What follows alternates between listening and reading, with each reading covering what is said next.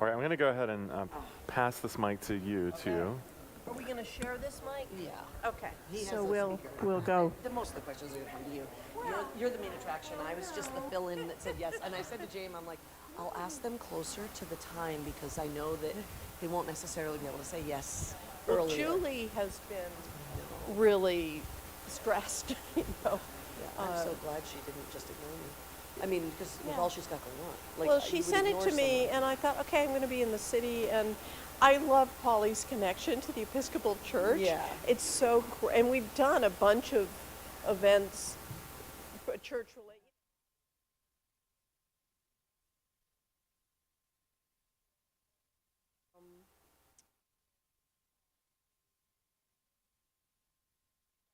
I'm sorry, Kelly Brown Douglas. I originally was at a interview of RBG that Bill Moyers was doing that she attended, and then told me all about how, you know, her connection, how they taught about Pauli, and so it was very cool. Here, Share yeah. with me because I know what the slides are, and I'll know when okay, to move it forward. I okay. feel like this is going to be awkward. What in 20, it was premiered at Sundance in 2021. 2021? Yeah, premiered. No, but my mom watched it for the first time last night because I teed it up for her. I was so How old mad. is she? 85. Yeah. Did she like it? She did. Good, Yes. good. She and her friend watched it. Good. Sure. And is that on? I, Yep.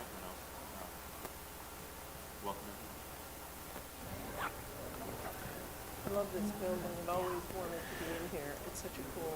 Good morning, and welcome to St. Bart's. We are a radically welcoming Christian community in the heart of Midtown Manhattan, and this is The Forum, hosting weekly sacred conversations on the things that matter. My name is the Reverend Zach Yane. I serve as Senior Associate Rector here at St. Bart's, and Peter is on vacation. Today, I am absolutely delighted to welcome two guests behind the film released in 2021 on Amazon Prime. Hi, my name is Pauli.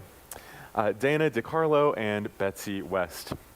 Dana has been committed to and passionate about community building her entire life and has been committed to Baltimore's residents and communities for more than a decade, previously serving as executive director of Charm City, a documentary covering the lead up to and aftermath of Freddie Gray's death in police custody. Betsy West is a filmmaker of Storyville Films. She is an Oscar-nominated, multiple Emmy-winning filmmaker who was previously a producer at ABC and CBS. She's worked on Nightline, 60 Minutes, and 48 Hours, among other projects. And she is also a professor at Columbia Journalism School. So, Betsy and Dana, welcome to St. Bart's. Nice to be here. Thanks. It's great. Thank you. Thank you. Now, St. Bart's is a church that was actually featured on the film as a place where Pauli Murray attended, not yet as a priest, but as a layperson with Renee Barlow, whom Pauli described in her writing as her silent partner, whom she met during her time working as a lawyer up the road at Paul Weiss. And in that short vignette, we begin to see the multifaceted nature of Pauli's identity, layer upon layer upon layer upon layer. Episcopalian, the first black woman ordained priest, lawyer, queer, LGBTQ, before there were even words for that and any language for it. And so your film so beautifully shines a light on this beautiful, complex, radiant person that we know as Pauli Murray. Before we get started, I'm wondering in the room and online, feel free to chime in, how many of you have seen the film Pauli Murray? Hi, my name is Pauli. Oh, that's nice. Okay. That's so great.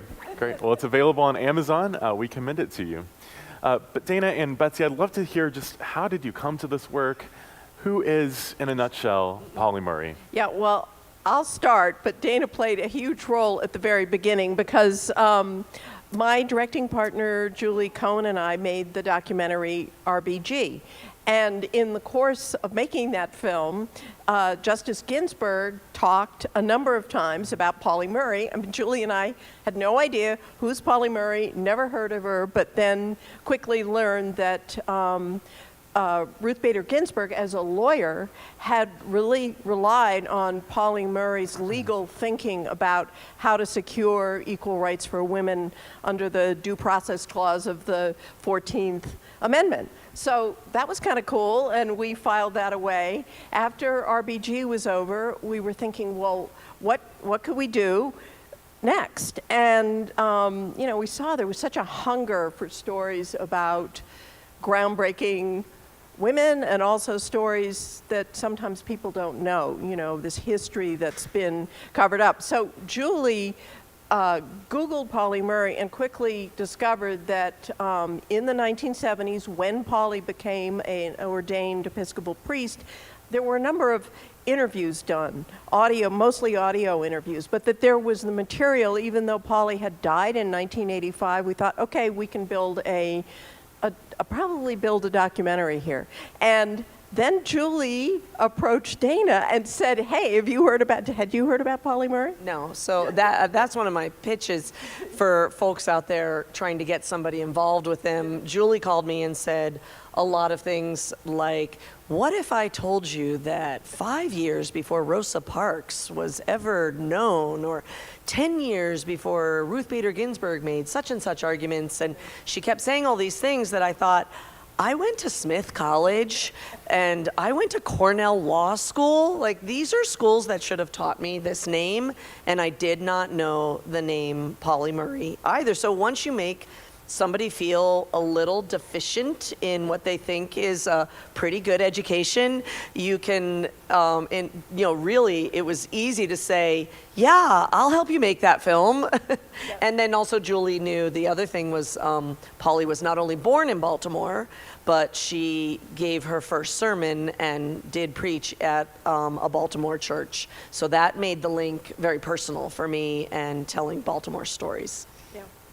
Yeah, so that's really how the film got off the ground. We then secured the support of participant media and Drexler Media, and we went ahead and started making this film. And we were really lucky that in addition to the audio interviews that Julie had initially found, that Pauli Murray, though not well known during Pauli's lifetime, we think really had a sense of their place in history, because Pauli saved everything. And, this is in a very difficult life, moving from apartment to apartment, not somebody who had a lot of resources, especially early on in life. And yet, Pauli saved letters and diaries and photographs, and then made sure that they all went to the Schlesinger Library at Harvard, which is, the preeminent, along with Smith, one of the two preeminent libraries for, repositories for the archives of groundbreaking women. And so this was an amazing treasure trove, and I think allowed us to tell Pauli's story as much as possible in Pauli's voice. Yeah. Show the clip? We show, maybe for those just who show, don't know Pauli or haven't seen the film, walk us through the film.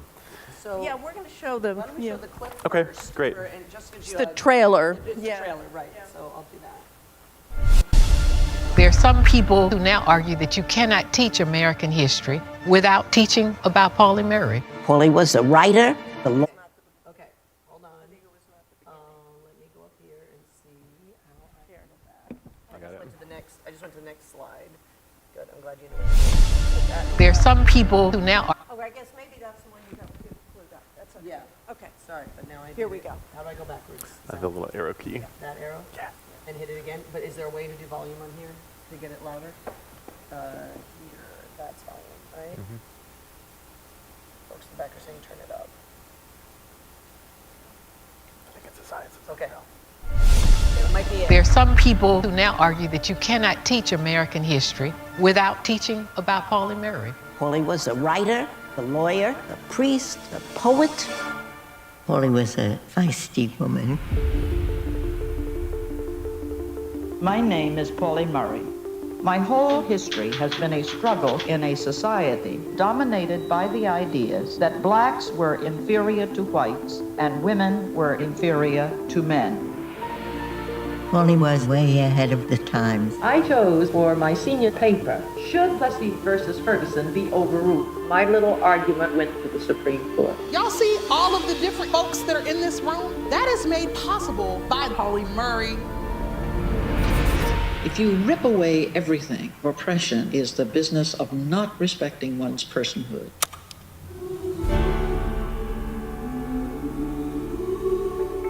For my first 2 years, I was the only woman in the law school. They didn't even let me talk. Thurgood Marshall is talking about Jim Crow, and she says, what I'm experiencing is Jane Crow. Pauli Murray was not just an amazing lawyer or a badass feminist, but also a queer, non-binary person. Sitting in front of Murray's notes, The turmoil and the suffering. this is a feeling I know well. Scholars who have written about Pauli largely still use feminine pronouns. I don't know what pronouns Pauli would say. Trans and gender non-binary people have always been a part of our American context. So did y'all just think that your generation invented it? But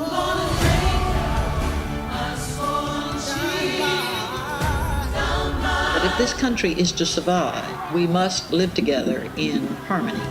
Pauli may not have realized they would be a beacon for so many folks. Pauli's time had not come. We have to work for a world in which it does come. You say I can't, I'll show you I can, even if I die trying.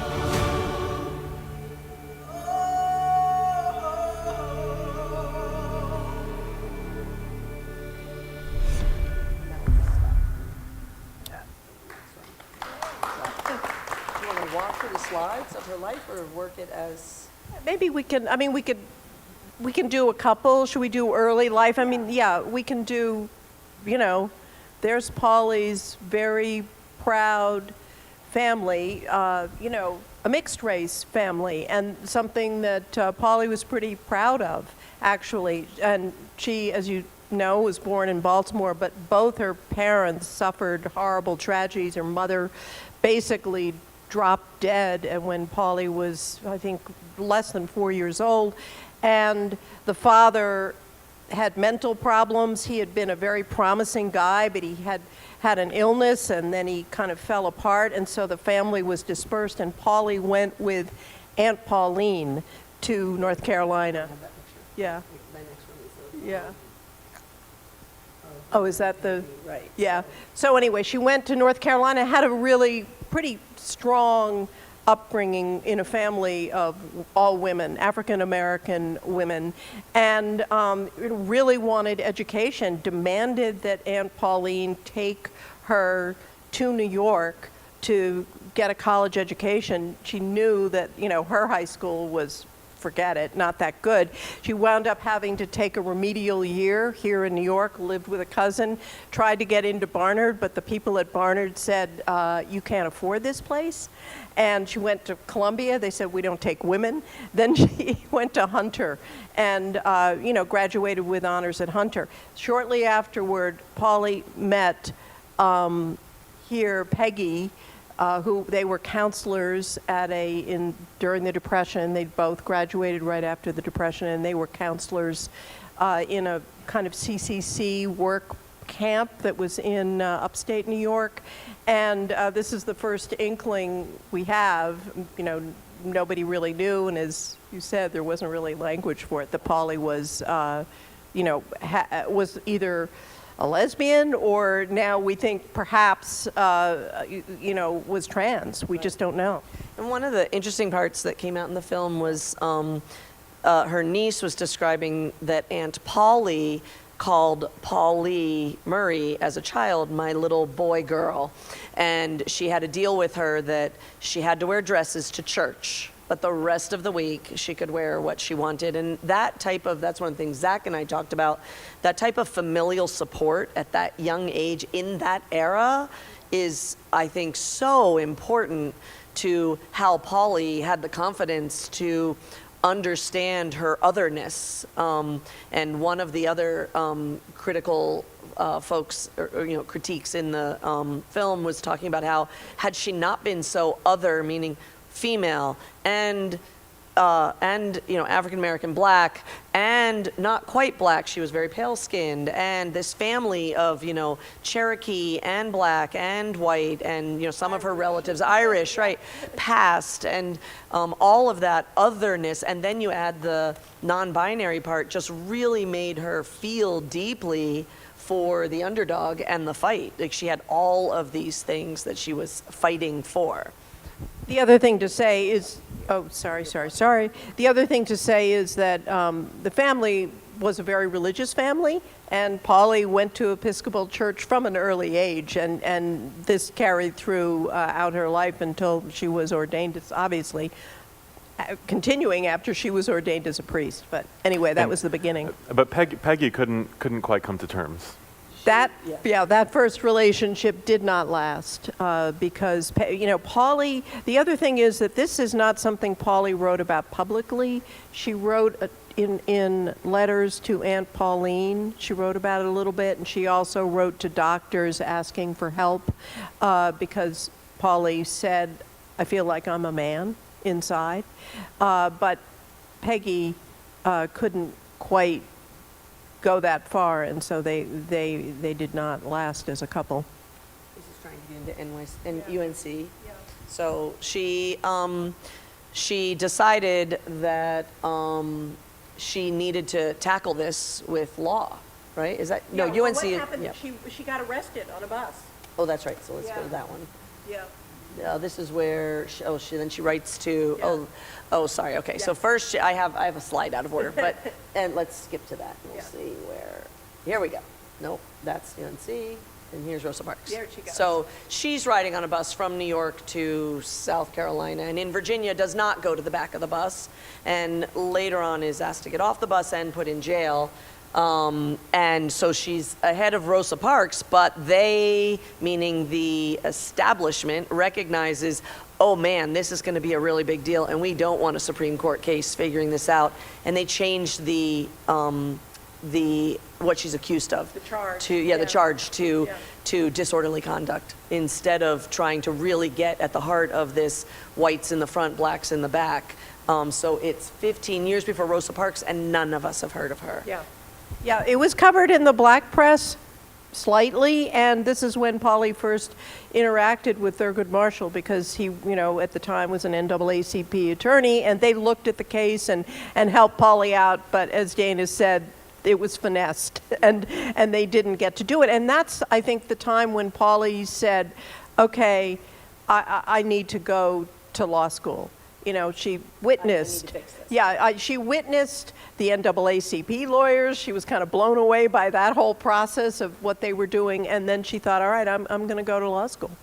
But she keeps getting rejected, and eventually ends up at Howard, and I'll leave that there. And while she's at Howard, all of the big names in civil rights law are in the hallways, and that's where she starts playing with her theories about separate but equal, and we're all fighting equal. Is this dining room for blacks the same as this dining room for whites? And she's saying, no, it's separate.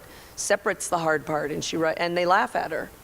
Yeah, I mean, her idea was that separated but equal is just a misnomer. It's impossible. You can't be separate and equal, which was the heart of the Plessy v. Ferguson ruling, 50 years before, and everybody was kind of going along with that. And she made a bet with one of her law professors that in 25 years, Plessy would be overturned. And sure enough, it was overturned, I think about 15 years after that bet. And Thurgood Marshall used Pauli's argument in her senior thesis for the fact that, separate but equal is psychologically damaging, and it's not equal. the thing that everyone in her class had laughed at her about. Yeah, pulled out that paper. Yeah, and they were using that paper in this, though she never got any acknowledgement at the time. Her professor, who had made the bet, was part of the Thurgood Marshall team and confirmed to her that this was part of it. So she graduated first in her class at Howard, and there was a rule at that time that the #1 valedictorian at Howard Law School had an automatic admission to Harvard Law School to do graduate work in law, but Harvard said, we don't accept women. So now she's blocked out of UNC and many other colleges because she's black. She's blocked out of Harvard because she's a female. And from there, she starts a real dialogue with Eleanor, but before it, she was writing to President Roosevelt, but she also would CC Eleanor Roosevelt, and they start having a friendship, which gives her, again, more confidence. She ends up eventually at Paul Weiss down the street, and she is coming to lunch here with the person who she is the love of her life, Rainey, and they came to the Wednesday afternoon lunch worship. Yeah, they really bond. They went out to, Renee was the only other woman in Paul Weiss.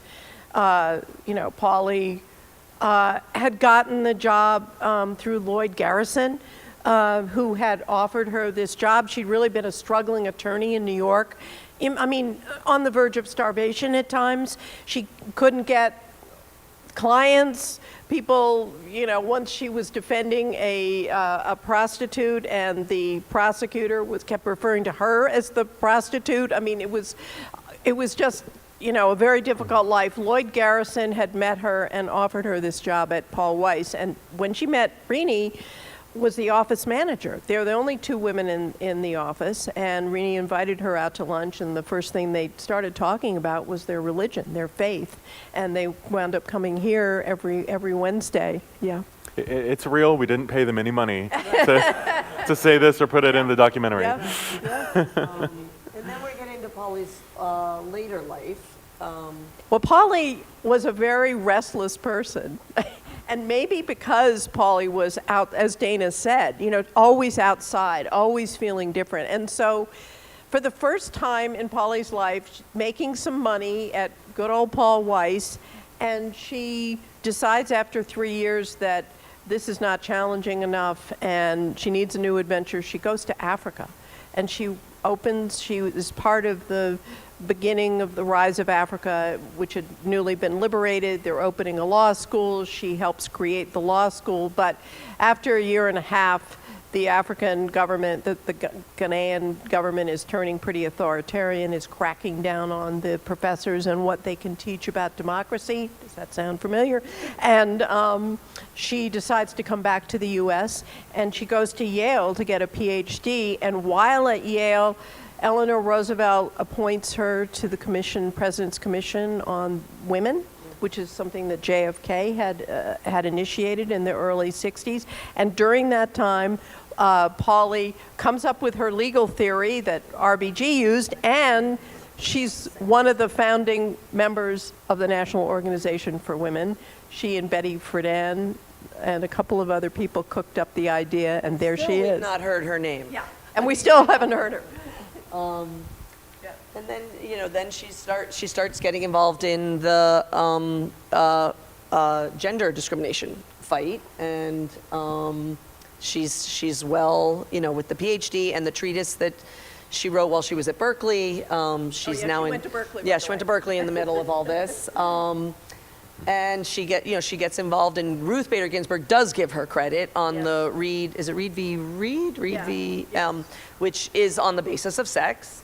And I'm trying to skip through sort of, when we get to 2020, where we have basically, gay rights at the Supreme Court. This is based on Pauli Murray's work.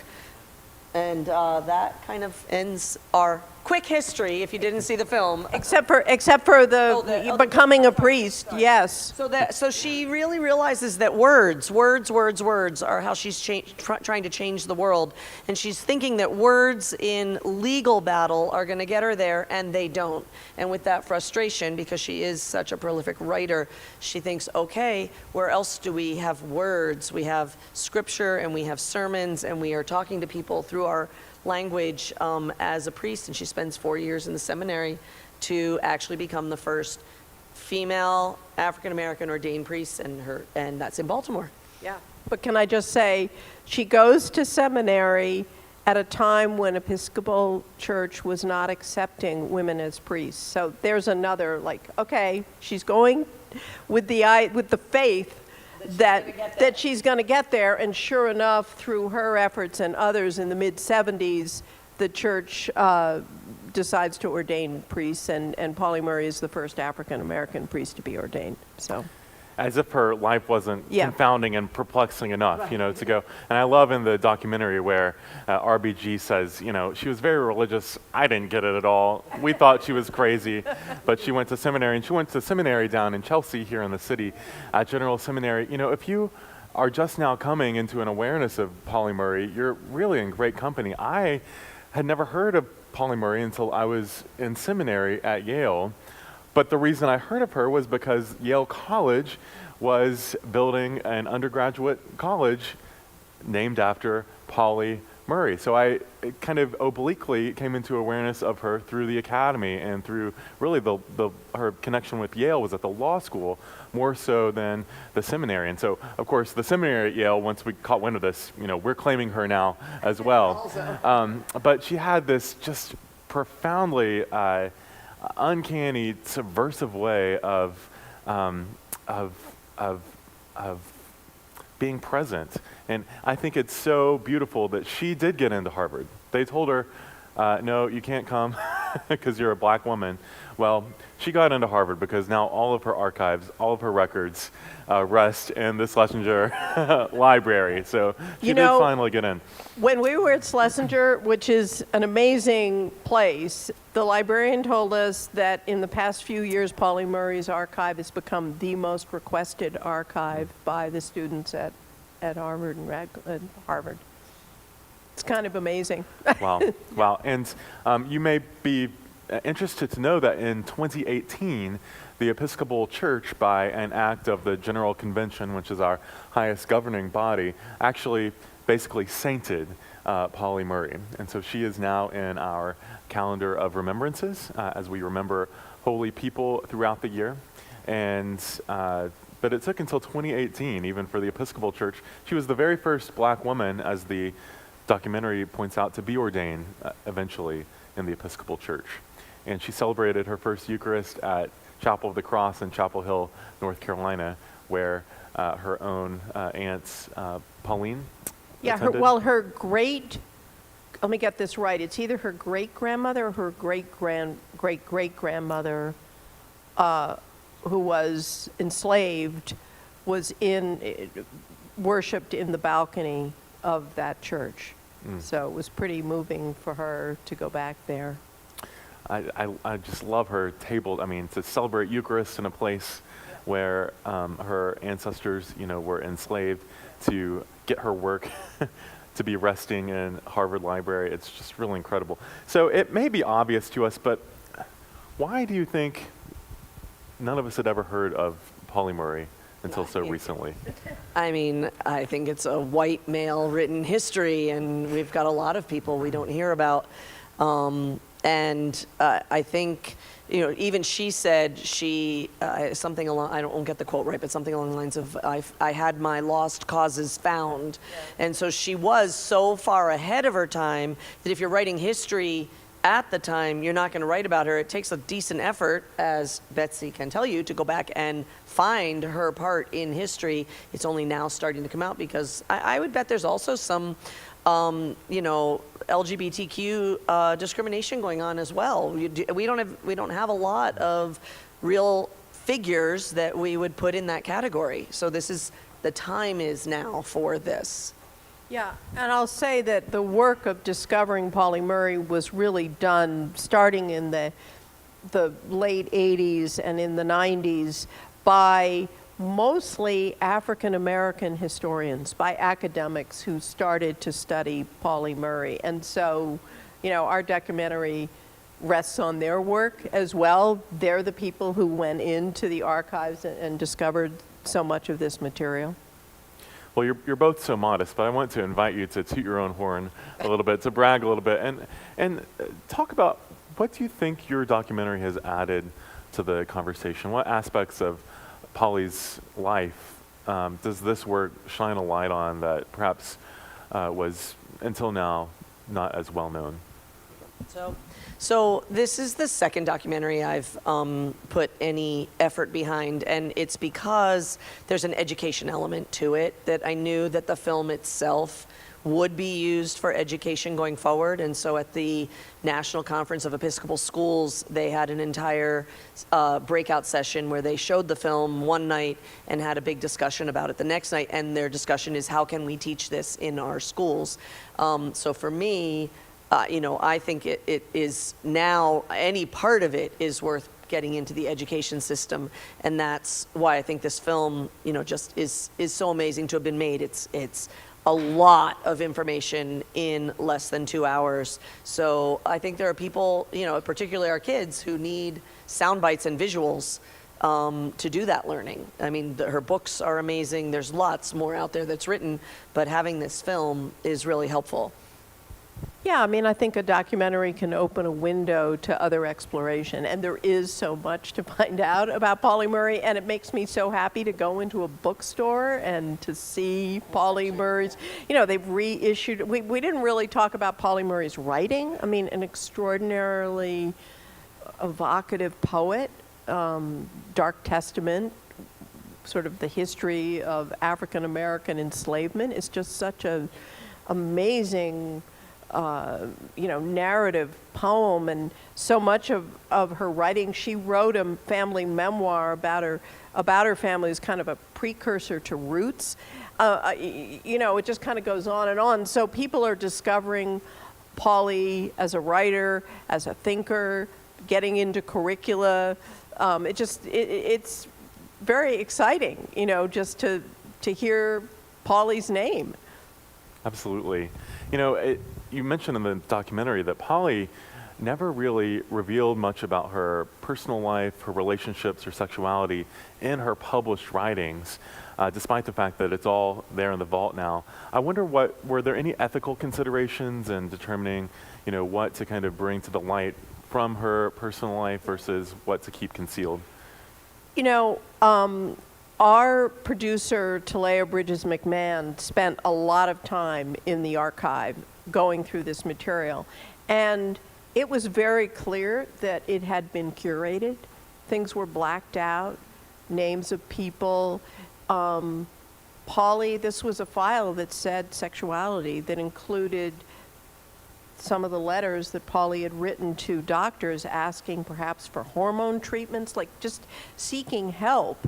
And, our feeling was that Pauli left this pretty deliberately for people to find. And the other reason why we thought it was important is I think you kind of hinted at this, Dana, a bit. Pauli's outsideness and the struggles allowed Pauli to think, I don't want to say outside the box, but it's sort of, because it's a cliche, but it's true, that Pauli was able to see that distinctions, gender distinctions, are kind of irrelevant. And that played a major role in Pauli's, legal thinking, that she really was so far ahead of the time, I think perhaps because of her personal experience. I think it speaks really into her deep sense of faith, too, that her awareness that there is a reality beyond what we can see with our eyes and what science can tell. You know, you put in the documentary the impassioned letter to her physician. She was begging her physician to find, you know, physical evidence that she was a man, or perhaps maybe that she was intersex, what we would call today. The doctor couldn't find any evidence that she was physically male, and yet she had such a strong sense that her gender identity was not aligned with her body. And I think that gave her, I think that perhaps opened her heart and mind even more to the reality that there are mysteries of things unseen in the universe. And I love the way in which your documentary really really shines a light on Pauli's humanity. I mean, you really get a sense there was a person there who had heartache and joy and flaws.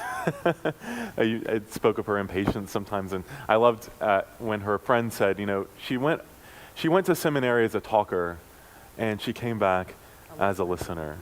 And so here's a person who even later in life was open to being transformed. Yeah. So beautiful. Well, I would love to open the floor up to any questions that you may have in person or online. You can submit questions to Jema on the cards here in the room, or you can email questions to me at znyein@stbarts.org. That's znyein@stbarts.org. Or feel free to drop any questions in the chat box on YouTube or on Facebook. While we're waiting for questions to come in, I wonder what was left on the cutting room floor. I have one story because I heard it from Julie, that when you were interviewing Peggy's mother, I think it was it's Peggy's daughter, sorry, or somebody in that realm, somebody who had a relationship with Pauli at that moment realized that their mother had been in a female relationship, and that you're filming that moment. Yeah, this was actually not Peggy, but it was the Margaretta McBean who had traveled with Pauli down to North Carolina for Easter, and that's when they got caught up in the bus problem, and so they were both arrested. And one of the reports in the black press at the time talked about this strange couple, and they had an odd appearance, and it was kind of this suggestion that perhaps there was something more than just two friends. And that was the moment, I think, when Margaretta's daughter was like, oh no, really? Maybe, that she realized that perhaps there was something more going on, something she'd sort of suspected about her mother. But no, that didn't get in. I think the other things that didn't get into the film were just, this was an extraordinarily packed life. So, at one point in the early 50s, before Pauli went to Paul Weiss, the Methodist Church asked her to do a study of all of the kind of racially based laws in America. Okay, this is the early 50s, no internet, not like an easy Google search. This was a major research project. The Methodists thought they wanted a pamphlet. They called it a pamphlet, and she came up with this giant tome of all the racially involved laws in the country, which Thurgood Marshall referred to as his Bible. We left that on the cutting room floor. There were so many aspects. We just said to ourselves, okay, we're going to open up interest in Pauli Murray and people can read the books. Yeah. That's great. Here's a question, and it's addressed a bit in the documentary, but how did you decide which pronouns to use for Pauli in the documentary in light of Pauli's questions about gender identity? Good question. We had a lot of discussion about this because so many people who knew Pauli personally, her grandniece, Ruth Bader Ginsburg, students, go on and on. The people we interviewed who knew Pauli personally knew Pauli as a woman. There was no indication that she was anything other than that. So we weren't going to change how Ruth Bader Ginsburg referred to Pauli Murray. She referred to her as a her. But I think as our research went on and we began to see more of Pauli's struggle, what it must have been like to be having these feelings in the 1930s when there was no community, there was nobody around, you couldn't really talk about it. And then to see how the LGBTQ community, especially the T community, relates to Pauli Murray today and what a beacon Pauli has become. We recognize that a lot of people are making a different choice and want to refer to Pauli as they or he, and that's fine, and we interviewed some of those people, and those choices are in. When Julie and I talk about Pauli, we often try to kind of use Pauli's name, because we feel Pauli was such an opinionated person. You'll see, if you've seen the film, Pauli had a big kind of beef with the Black Power movement and didn't like the word black. Pauli liked the word Negro, and this was a big back and forth. And it just made us feel that, we don't want to presume in a way. Pauli would have had an opinion, so a lot of times we try to refer to Pauli as Pauli and avoid the pronouns, and certainly let other people make their own choices. And the students where she taught at Brandeis, yeah. They really kind of rejected her. Is it fair to say? Is it fair to say there was a generational divide there between the young students, Black Power movement, all about black and blackness versus, kind of the old school language around Negro. And I think the documentary points out that throughout Pauli's life, she had a complex relationship with race, having come from a mixed race family, and the documentary says that a number of her family members actually passed as white, and were able to kind of... Yeah, I'll say, Talea tracked down two of Pauli's students amazingly, because they were not easy to find, men, then in their late 60s. And they had been in a class with Pauli where Pauli kept talking about Negroes. And this was at a time where that was just not what these students wanted to hear, and there would kind of be murmurs in the back of the room, grumbling about it, and actual debates. And they came to a truce, and Pauli said she would split it, and sometimes she'd use black, and sometimes she'd use Negro. But she felt that her people had worked hard for the dignity of the word Negro with a capital N, and she didn't like the word black. So other people comment on how Pauli was behind the times. It was a generation gap. But the great thing about that interview was that subsequent to this battle that they had, Pauli befriended these two guys who were both from disadvantaged neighborhoods, had never had the kind of education that most Brandeis students had come to the school with. And she befriended them, and that was so moving to hear them talk with such affection about what Pauli Murray meant to them in their own lives. So they kind of got over this little tiff over the language, and there was a much deeper relationship. So beautiful. It reminds me, I love working with our youth group here at St. Bart's with our Gen Z and Gen Alpha, and there's kind of a snarky joke that says, well, yes, Gen Z, they really care about your pronouns. They don't care about you. But to see this generational reconciliation between, Pauli and all the work that she represented and the progress that she represented, and being able to be in a kind of a two-way relationship with these young students. Have you been able to be in conversation, someone asks, with any seminaries about kind of incorporating this film into church history courses, or is it something that you would be open to? Well, I think isn't the Episcopal Church doing something now? I don't know about the Episcopal Church, but I do know that the National Organization of Episcopal Schools is absolutely taking this documentary and Pauli Murray and her taking it into their history classes of American history, but also into their religious classes. Yeah, there's a Pauli Murray Center in Durham, North Carolina, where Pauli grew up, and they received about a year ago a very large grant, which has allowed them to increase their efforts to, do curriculum in schools. And I don't know if they're reaching out to churches or not. Well, something for us to investigate here at St. Bart's with our connections.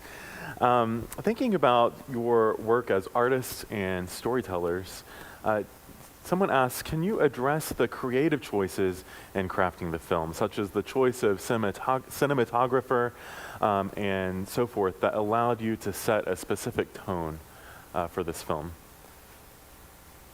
Yeah, we were pretty deliberate about making sure that our crew was extremely diverse, and not just, a couple of interns, but the very key members of our team, the producers, and also the editor, both of whom get a writing credit, and the composer, the artist. I mean, we really wanted to make this inclusive. Julie and I are, heteronormative white women, whatever we are, but and we recognize that we bring that perspective. So it was very important to us that it be a crew and a team that could contribute. And I would say certainly on the issue of gender identity, we had a lot to learn. We consulted with a lot of people on that. In terms of creatively, we have a fantastic cinematographer. We work with Claudia Raschke, who had shot RBG, our film, and often our crews lean toward women, but we're not exclusively all women. And we had a wonderful editor, Cinque Northern, who subsequently was nominated for an Oscar last year, and he was an integral part in editing the film. Wonderful. Another person asks, is there anything, and this question hadn't occurred to me, but is there anything to say about the spelling of Pauli's first name? I mean, I have friends that are Francis the girl and Francis the boy, and the I-S and E-S, or Teddy, T-E-D-D-I-E is the girl, T-E-D-D-Y is the boy. So I don't know any historical. I'm just saying in the United States that seems to be our convention. Yeah, I don't really know. Pauli, was very Pauli was Anna Pauline, was Pauli's name, but from a very early age was referred to as Pauli, and then she had Aunt Pauline, who was more formal. But also you see in the film nicknames that Pauli gave to Pauli, Mac, and other kind of more masculine nicknames that Pauli used. Here's a question. Do you intend to show the film at the Episcopal Church's General Convention next year? Perhaps you should. Yeah. So if someone has a lead, we're thrilled to show up. It's really not, I would say that's the difference. Sometimes a filmmaker is making a film, and that's what Betsy and Julie have done, and they're out there, they're promoting it, and they would love that to be done. And sometimes some filmmakers, Charm City had a $1.2 million budget just for its education curriculum and how they wanted it distributed for education. So that's just really, that's not what this film was meant for that, but it's up to someone. Someone has something to tell us. We should get in touch. What surprised or challenged you the most in making this film? I just wrote a check. So it's a Betsy question. I think as I referred to earlier, really coming to terms with Pauli's identity issues, that was the biggest challenge. Going into it, I think we thought the challenge is how are we going to bring a person who died 20 years ago to life? How are we going to do this?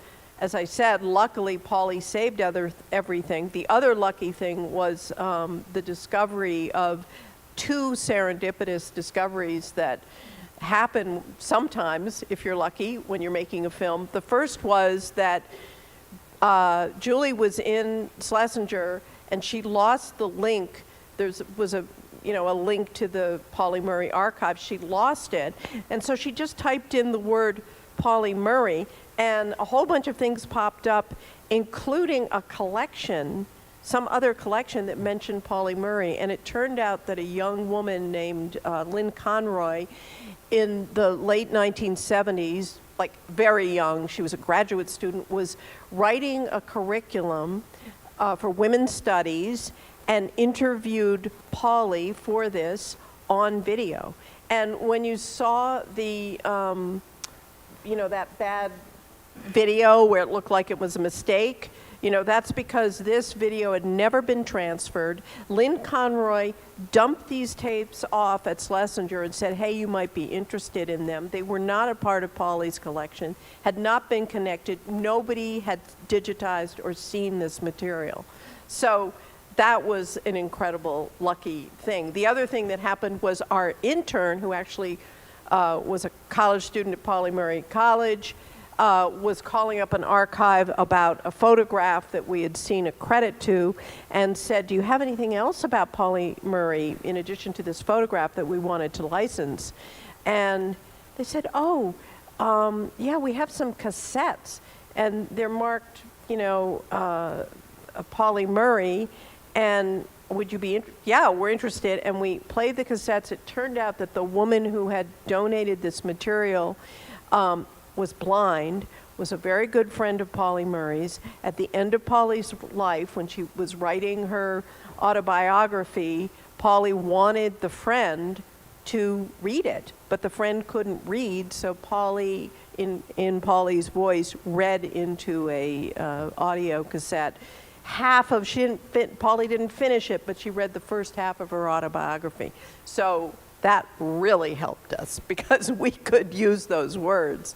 I will say too, this is separate, it's not in the production of the film, but when Julie on the other end of the phone says, and what if I told you this person was really spearheading LGBTQ issues of today, then that was where I really got sort of hooked. I didn't expect it to be so prolific or so much. I didn't expect it to be something she knew, that we would know she knew at such a young age. I thought it was more as she headed into the 80s and this all became more acceptable, she would self-identify. The documentary for me, discovering that this was also a life struggle and journey for her was surprising. Yeah.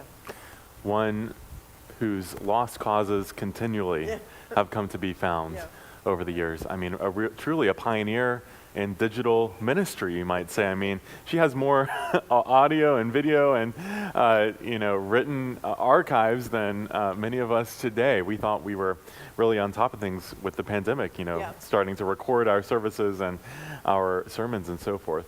In our very last few minutes here, I'd love for you to just reflect on what do you think would surprise, delight, challenge Pauli about the world today?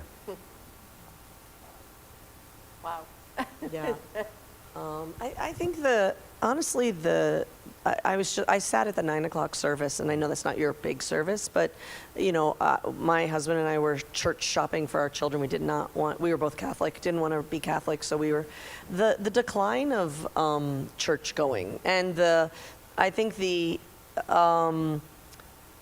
lack of respect for a Sunday, having kids who played sports, and every Sunday there was another tournament in another state that we had to drive. Like if I wanted to put church and religion deeply into my family's life, it would be so difficult to really, we were sort of light churchgoers with our kids, but it would have been impossible. My child would not have missed this lacrosse game as the goalie on a Sunday. And I think that would be very disappointing to someone like Pauli. I also think that Pauli self-identified as a humanist, It wasn't just about African American rights or women's rights or LGBTQ rights, but it was for her the humanity of people, the connection between people, and I think that she would find the current divisiveness in our society to be as profoundly upsetting as many of us find it to be, and contrary to the core belief that she had in, the fact that we are brothers and sisters and, should love and respect each other. I think she'd be if she were the younger Pauli Murray, I think she'd be the Jesse Jackson of these issues right now, the one you're always seeing on the television, at the rally, at the court steps, making it, because she was so articulate and so brilliant.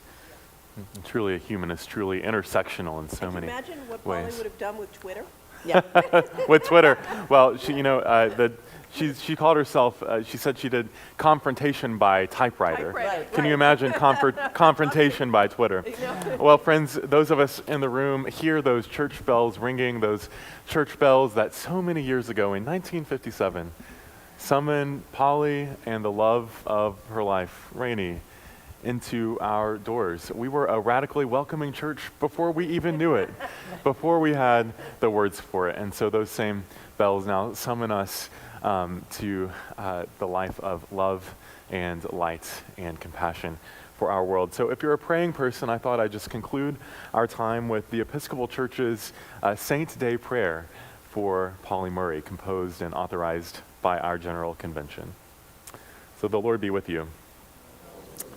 Let us pray. Liberating God, we thank you for the steadfast courage of your servant Pauli Murray, who fought long and well. Unshackle us from the chains of prejudice and fear, that we may show forth the reconciling love and true freedom which you revealed in your Son, our Savior, Jesus Christ, who lives and reigns with you and the Holy Spirit, one God, now and forever. Amen. Dana DiCarlo, Betsy West, thank you so much. Thank you. Thank you. Thank you. Thank you.